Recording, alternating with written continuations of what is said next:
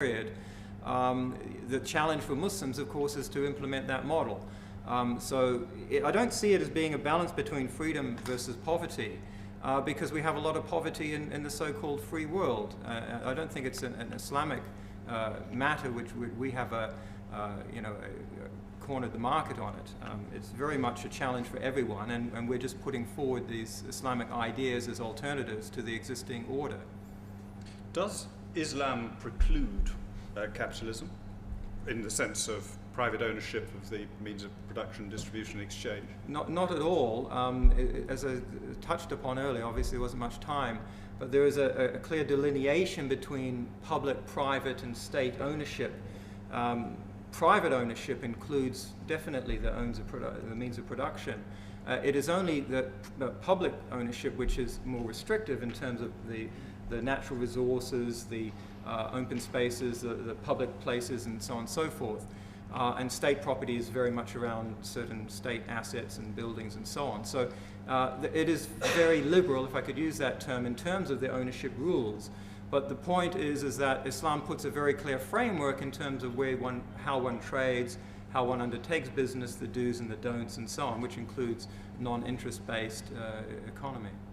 I have seen and debated with many environmentalists who talk about our BRICS research but have never actually read it. And that is actually a pretty critical part of many people that opine about it in a negative sense. There is no shortage of energy or other basic resources. There will be a dilemma over the next decade or 15 years as China gets to a certain GDP per capita.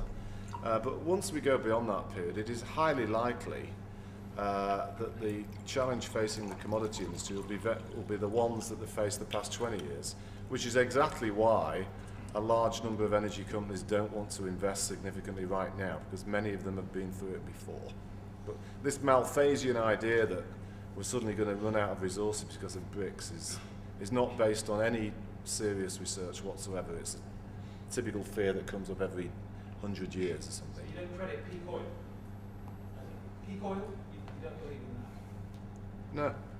No. There is infinite amount of oil in the ground. It's a matter of trying to incentivize those that take risks to get it out of the ground. Gentleman there. Yes. Can I ask? Carrying on the way, without being sensationalist about it, I mean, all the evidence simply shows that carrying on the way we are, that climate change will destroy the planet. I mean, simple as that. I mean, you can't, that is the evidence, and it's denied by various business lobby groups and so on, but that's the independent academic evidence. I mean, one example of what you're, I think, suggesting, that you don't always need growth in order to eradicate poverty or to provide good social services, is a very interesting example of Kerala state in India, which is actually one of the examples that the report that I was citing before about a high achieving country, although this is a state. Just very, very quickly, per capita incomes in Kerala are negligible. I mean, about $350 a year, I think. And yet the access to healthcare and education services is almost 100%. And actually it's a lot better than in many American or British cities. And Kerala is a very good example of how, through popular participation and through ordinary people's involvement in providing, controlling and managing services, huge benefits can actually be delivered to people without massive growth. Now, whether that model can be replicated elsewhere and the degree to it is the subject of quite a lot of academic analysis, and there's a big debate about that. But nevertheless, it's an interesting, very interesting example. I would just add, I mean, one of the big things for me around this whole energy issue is the massive new global great game that is now taking place in the Middle East, in Central Asia, in West Africa, and in South America, between the world's great powers. Look at China and Africa, America signing deals with all these new countries in West Africa.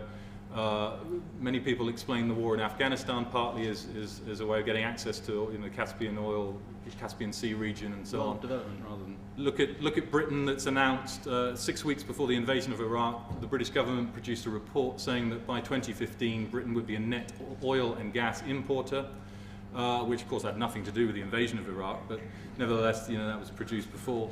It's completely missed by the mainstream media. And what's going on? And again, I mean, just do a Google search on new competition for global energy resources around the world. It's pretty frightening. And I think this is one of the big issues going on. So clearly, if this issue is not of geopolitical importance, that's certainly not understood in Washington, Beijing, and London, and so on. This is one of the major issues, and it's shaping a lot of geopolitical circumstances, and will do in the next few years. Action by the British government, because we are in Britain, we're all presumably British citizens, what one action by the British government could do most to help the developing countries develop better? Dr. Saif, a brief answer from each of them, please.